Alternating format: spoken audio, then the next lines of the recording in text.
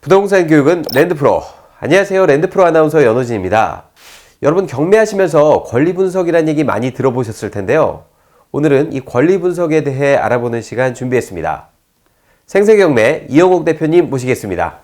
네, 안녕하세요. 반갑습니다. 대표님, 그 권리 분석의 정의에 대해서 한번 좀 짚어주시죠. 권리 분석의 정의라.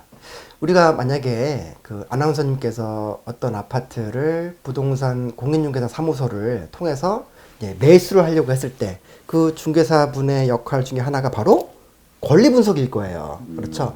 물론 그 아파트 자체가 가지고 있는 어떤 물건에 대한 분석도 필요하겠지만 그 소유자는 누구인지, 그 아파트를 대상으로 해서 어떤 분께서 담보를 걸어놨는지, 또는 채권이 있는데 이익을 못 갖고 있으니 그 부동산에 가압류를 걸어놨는지, 이런 거에 따라서 후속 매수인 또는 임차인들의 권리가 달라진단 말이에요. 그래서 경매에서는 필수적으로 이 권리 분석을 더 면밀하게 해야 되는 이유 중에 하나가 권리상의 하자, 즉 채권자들이 경매를 넣기 때문에, 그런 하자 때문에 나온 거기 때문에 경매에서는 권리 분석이 필수인 거죠. 네, 대항력 우선 변제권 들어보긴 했는데 과연 권리 분석의 핵심은 어떤 건가요? 네, 경매 투자에 대한 공부를 조금이나마 하셨던 분들은 대항력 우선 변제권, 또 최우선 변제권 많이들 들어보셨을 텐데 또 바로 까먹고 합니다.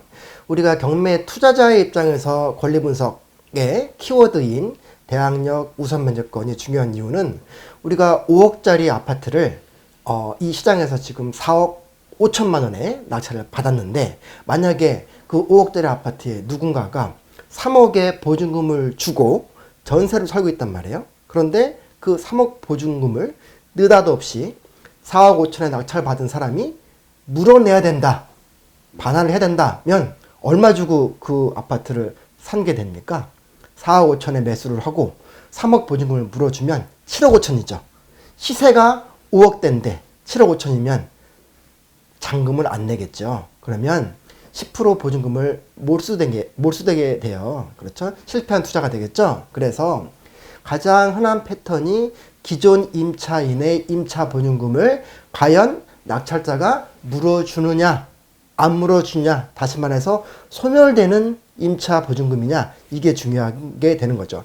대항력이라 함은 그 임차인이 임차로 임대차 계약을 했을 당시에 본인보다 먼저 담보를 설정한 근저당권이 있던가, 또는 어떤 채권자가 그 부동산에 대해서 가압류를 걸어놨을 경우에 그 이후에 임차한 사람들의 임대차 보증금은 소멸되는 권리예요. 이 분이 3억 중에서 3억 전액을 가져가든 1억 5천만 가져가든 아예 못 가져가든 상관없이 인수가 안 되는 권리라는 얘기죠. 그게 바로 대항력이라는 개념인데, 좀 전에 우선 변제권이라 함은 임차인들 역시 경매에 들어갔을 경우에 본인도 임차 보증금이라는 걸 이 소유자로부터 받아야 내야 되는 채권자잖아요. 그렇죠? 임차 보증금이라는 걸 소유자한테 받아내야 되는데, 그 채권자 역시 또 다른 채권자들, 즉 근저당권자 또는 가압류권자랑 같이 경합을 해서 내가 당신 근저당권보다 더 먼저 받는지 나중에 받는지, 또 그 이후에 있는 가압류권자보다 먼저 받는지 나중에 받는지를 우리가 권리 분석을 하면서 정하게 되는데, 즉 자기보다 더 밑에 있는 채권자들보다 먼저 배당받을 수 있는 권리,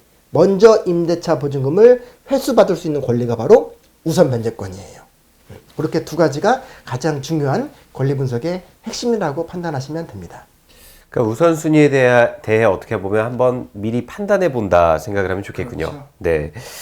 자, 그럼 이것만 알아도 다음 주 입찰한다. 이것만 알아도 정말 다음 주 입찰할 수 있을 만한 그런 물건들이 있을까요? 많죠? 네, 좀 전에 우리가 지역 분석, 물건 분석 이런 내용들에 대해서 가장 기초라고 했는데, 실상 많은 그 주거용 물건들의 경우에 권리 분석이 5분도 안 걸리게 다 풀이가 돼요. 약간만 공부하시면. 아마 여러분들 한 2주 정도, 비단 2주가 아니더라도 한 일주일만 권리 분석의 가장 기본적인 패턴만 보더라도, 쉽게 얘기해서 좀 전에 말씀드렸던 임대차 보증금을 내가 인수를 하느냐 안 하느냐만 판단이 되게 돼도 동대문구다, 중랑구다, 또 동작구다, 서초구다, 그런 물건들을 추릴 수가 있어요. 내가 들어갈 수 있는 물건. 그러면 그런 물건들을 마이리스트에 담아놓고 그 다음엔 그 물건들에 대해서 나는 이 지역이 앞으로 어떤 차익에 대한 메리트가 있을 것 같다, 또는 수요와 공급 또는 그 현장에서의 어떤 분위기로 봤을 때 기본적인 수익률 이상, 즉 내가 대출을 받았다면 그 대출 이자를 커버하면서도 수익률이 뭐 5%, 6% 또는 10% 이상 나는 그런 물건이다 하게 된다면, 일단 권리 분석은 우리가 클리어 시켰죠. 권리 분석 아까 5분 내로 정해서 적어도 임대차 보증금은 우리가 물어내지 않는 물건이고, 지역이 괜찮고 물건이 괜찮으면 바로 다음 주에도 입찰이 가능하죠. 네, 그럼 저 같은 경우는 물론 제 집을 갖고는 싶지만 요즘 또 집값이 또 하도 오르다 보니까 일단은 전세로 먼저 시작을 하면서 점점 늘려가야 될 것 같은데, 전세 계약을 할 때 어떤 점을 유의해야 될까요? 네.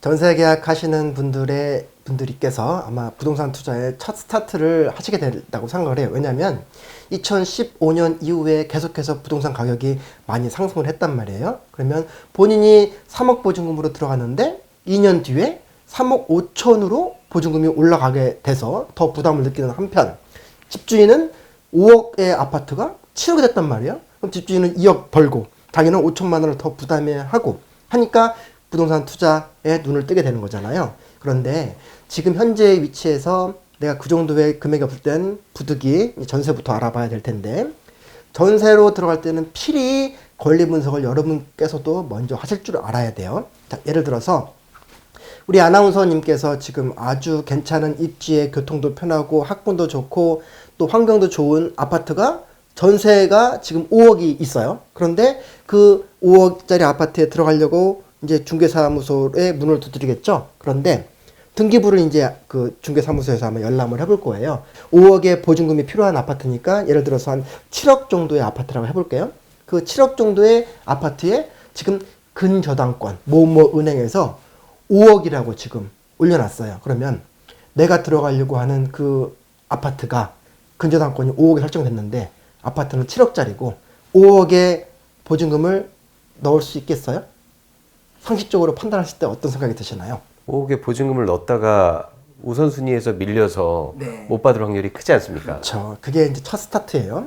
이제 우리 경매의 목적은 사실 우리 투자자들한테 돈을 벌어주기 위해서 하는 게 아니고, 그 어떤 부동산의 소유자들이 갖고 있는 채권들을 빠른 시간 내에 회수를 시켜주기 위한 시스템이 바로 경매인데, 내 위에 근저당권이 지금 거기 먼저 5억에 설정되어 있다면 만약에 이 물건이 나중에 경매에 들어갔을 때 현 부동산 가치가 7억이고 지금 담보를 설정한 은행의 근저당권이 5억이면 5억 먼저 빠져나간단 말이에요.